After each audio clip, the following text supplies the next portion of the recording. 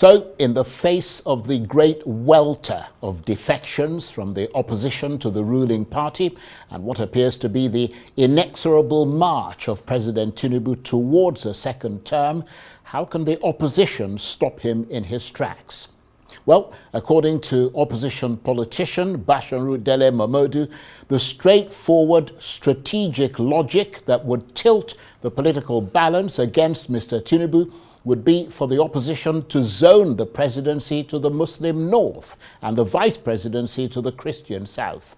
This, he says, would be the bridgehead that would not only knock down the Tinubu Muslim ticket, but would unlock a mass of votes in both the north and the south and ensure victory for the opposition in 2027. According to him, that is the only scaffolding on which the opposition must hang its electoral fortunes in 2027 and the way that it can lock down the North completely against President Tinubu. So whatever happened to that time-honored principle of rotational presidency? How much would zoning the presidency to the North in the ADC coalition, for instance, undermine the principle of fairness and equity and send a message that southern presidencies are dispensable? Well, for more on this, I'm joined now on the line from Lagos by the former presidential candidate and publisher of Ovation magazine, Basharu Dele Momodu.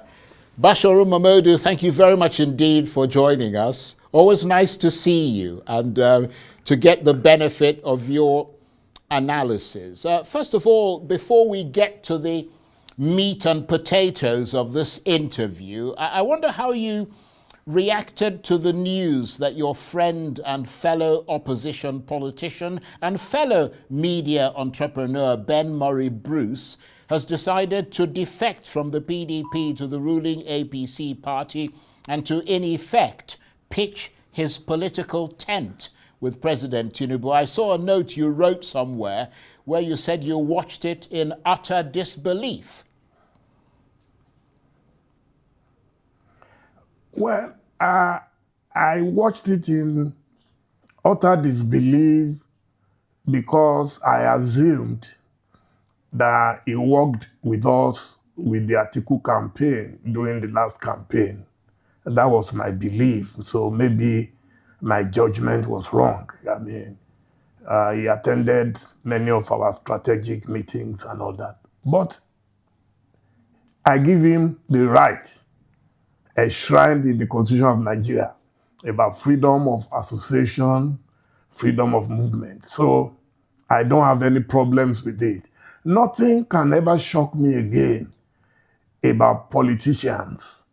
Some people have genuine reasons to move from one party to another, especially if you have some aspirations which you believe will be better served in the next party. But for me, I've seen it all before. In 1993, a few days after General Sani Abacha took power, I think that would have been about November 17th, 1993, there was a meeting a few days after in Chief M.K. Abiola's house. And I thank God for my knowledge of Nigerian history. That night, there was a gathering of who is the SDP, the party that won the presidential election fair and square. That night, we saw Nigerian politicians at play, one after the other, be it Alhaji Abubakar Rimi of blessed memory, and some of them, especially Baba Gana Kingibe, who was the running mate to Chief Abiola, they all defected to Abacha's camp. Though early in the morning, I had met with Chief MKO Abiola, and he had mentioned to me that Baba was leaving, but I didn't believe it, that this is Baba Gana Kingibe. But by evening, it was clear that Chief Abiola was on his own. It was a case of everyone for himself, God for us all. Since then, I've learned to take every shock or shocker from politicians with uncommon equanimity.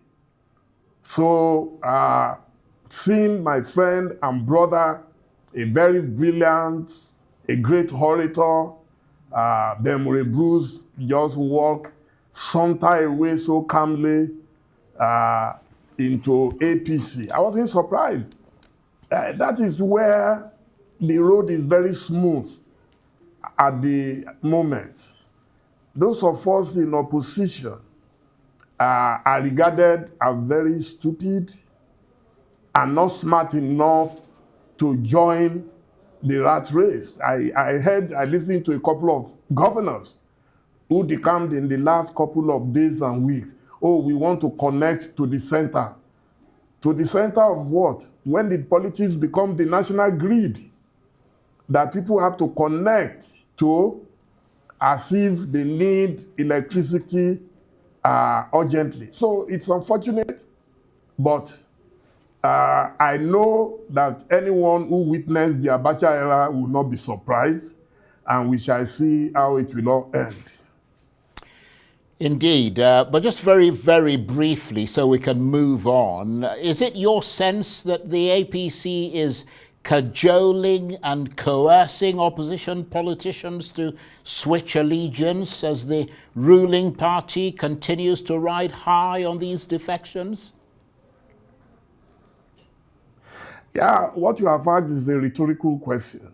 You've already answered the question. It's a combination of cajoling, of coercing, of mesmerizing, and I'm beginning to feel that Nigerians have been jazzed by some politicians because the behavior and misdemeanour do not appear normal to me. It's abnormal.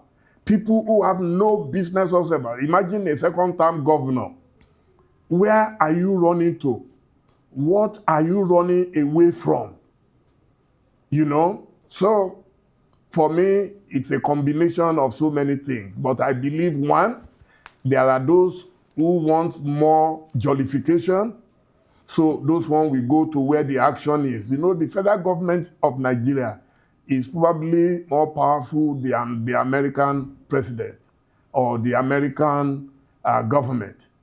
President Tinubu is definitely one of the most powerful democratically elected presidents in the history of Nigeria. And I predicted it on a different platform in 2022 that this was going to happen. And that night, a lot of people fought with me that what do I mean that we're dealing with potential dictatorship. But it's clear that someone somewhere does not even want any competition in 2027. So they will do everything possible to make sure that there are no stronger candidates. And unfortunately, the masses in Nigeria are also hoodwinked very easily. They believe that, oh, you are just crying wolf where there is none. And they are telling me, oh, this one is a bad candidate. That the candidate that can take on this assignment is the one that they are trying to destroy, and the poor people are falling for it. That's why I said we have been jazzed. It's obvious. Once you see the ruling party attacking some particular candidates, and in this case, Alhaji Atiku Abubakar and my good friend, the former governor and former presidential candidate, Peter Obi, the way they are being attacked, disparaged on a daily basis, you will know that between those two, there is something that the government does not want. Well, let me pick you up on that, because you recently asked Peter Obi and other presidential aspirants to play what you called the ethnic religious card in order to defeat President Tinubu in 2027. Well, what do you mean by that? Oh, it's obvious that the ruling government has already turned this into an ethnic battle, and it's going to be a battle of North versus South. That is why when you saw PDP apparatchiks, APC apparatchiks, all of them struggling to insist that a candidate must come from the South, they know that President Tinubu has already locked down the South. And nobody, not Peter Obi, not Goodluck Jonathan, will be able to catch up with him where he is right now. To start with, he has a bottomless pit of resources to pour into this next election. So he has locked down the South. If Peter Obi decides to go alone now, I don't know from which party he can do that. He is no longer in Labour Party. And President Jonathan, since he left power, I'm not aware that he has fraternized with any of the parties. I'm not aware that he has built new structures and he has built upon old structures. So elections are run based on structures. I always say that. Some people will say, no, we don't need structures. But you need structures. You need agents nationwide to protect your vote. Even if you are the most popular politician, for as long as you are not able to protect your votes, you will lose a lot.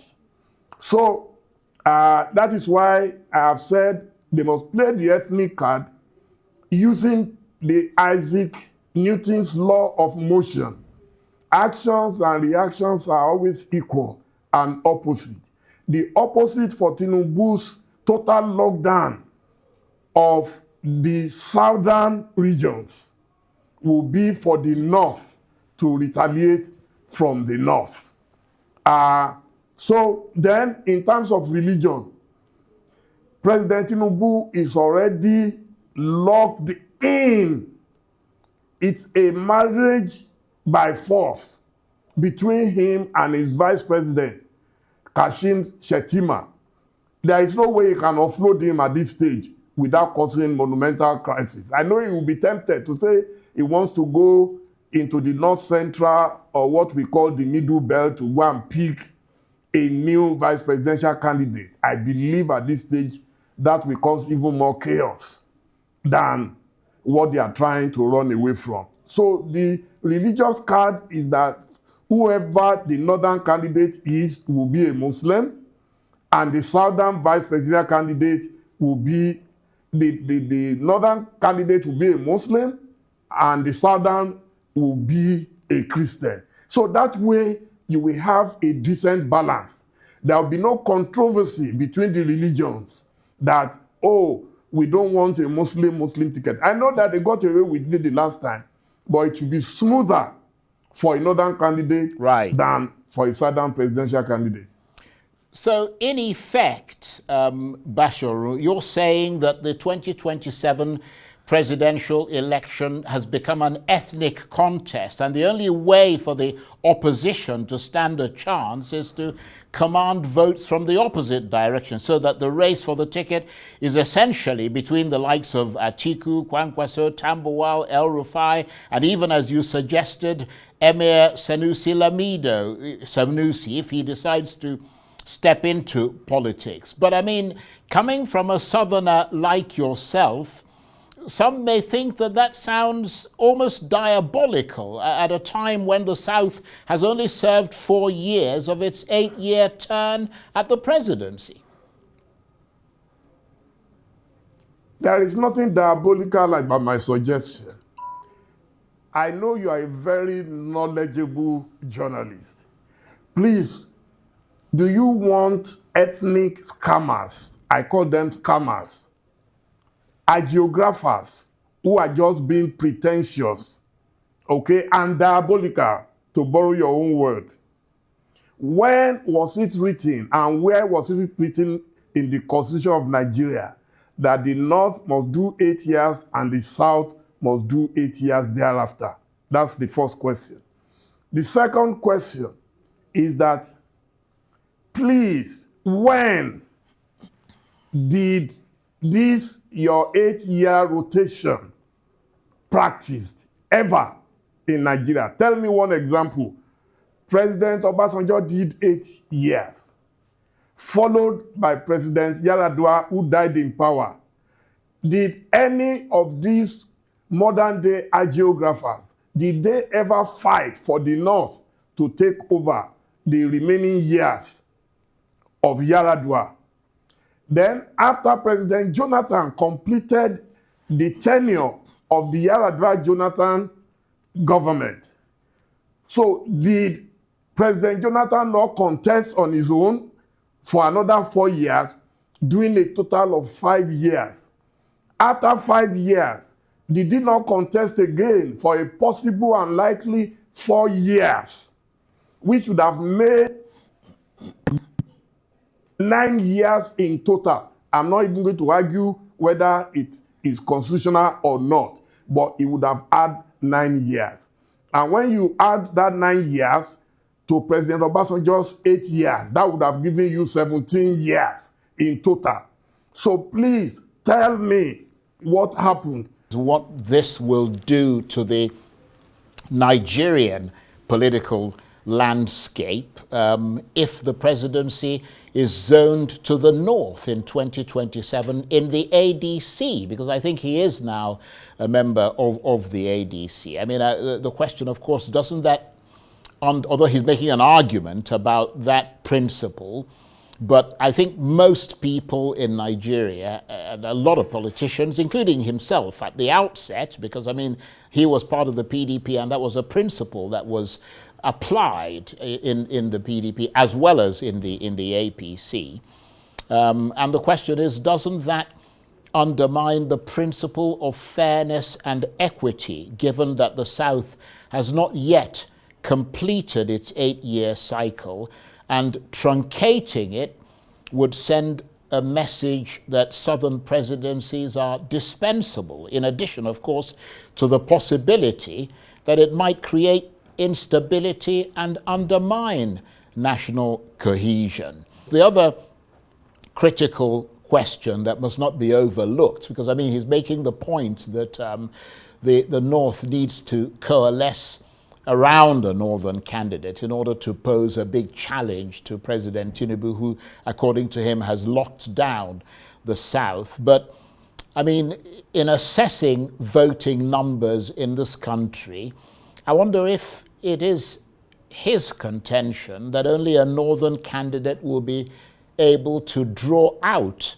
northern votes on a scale that might actually threaten victory for President Tinubu and the APC. I mean, is it fair to say that there are many people in the North who will only vote for a northern candidate? I mean, that doesn't seem to be fair in a country where people have different political persuasions. I mean, it doesn't seem to be a very accurate assessment. And of course, the other thing that is being overlooked is the fact that, well, certainly he appears to be overlooking, is the fact that he's making the assumption that President Tinubu does not have much of big support in the North. And that is not the case, because the APC, which is President Tinubu's party, does have considerable support in the North, with a preponderant number of governors already locked down there. I heard you very clearly. And trust me, for the first time, I disagree with you vehemently. Sure. Because what you were preaching, I heard everything you were saying. I don't know why you couldn't see or hear me. Is totally wrong. One, there is nothing in the Constitution of Nigeria that stipulates that it must be 8 years in the North and 8 years in the South. Please, I am wrong. Please bring it out. Number two, there has never been a time that someone spent 8 years, a southerner spent 8 years, and it was followed by 8 years in the North. Yaradua died in power after 3 years, and those who took over from him for the next 5 years, the only man was a southerner and a German from Bayelsa, President Goodluck Jonathan. Buhari has been the only exception with 8 years in power. And Jonathan's 5 years, he was still allowed to contest, which would have made his tenure a total of 9 years. So I am insisting, and if you look at it, you had Obasanjo 8 years, you had Yara years, you had Goodluck Jonathan making it a total of 9 years. Nobody ever protested at that time to say they cannot contest from the South. Even while Yaradua and co were there, General Momodu Buhari kept contesting. They called him a serial contestant. He was able to contest because there was no such principle of rotation.